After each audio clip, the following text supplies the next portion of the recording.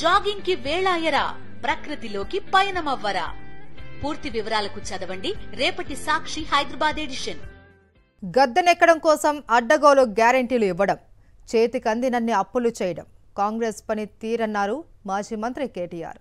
ఉన్న ఆస్తులు జప్తు చేయించుకునే పరిస్థితికి వచ్చారని ట్విట్టర్ వేదికగా స్పందించారు. హిమాచల్ ప్రదేశ్లో కాంగ్రెస్ ప్రభుత్వం తీరుపై చురుకులు అంటించారు. చెల్లించవలసిన అప్పు తేల్చకపోతే ఢిల్లీలో హిమాచల్ ప్రదేశ్ భవన్ను జప్తు చేస్తామని హైకోర్టు తీర్పు చెప్పడంతో ట్విట్టర్ వేదికగా కేటీఆర్ స్పందించారు. గద్దెనెక్కడం కోసం అడ్డగోలు గ్యారెంటీలు ఇవ్వడం, చేతికందినన్ని అప్పులు చేయడం కాంగ్రెస్ పని తీరన్నారు మాజీ మంత్రి కేటీఆర్. ఉన్న ఆస్తులు జప్తు చేయించుకునే పరిస్థితికి వచ్చారని ట్విట్టర్ వేదికగా స్పందించారు. హిమాచల్ ప్రదేశ్లో కాంగ్రెస్ ప్రభుత్వం తీరుపై చురుకులు అంటించారు.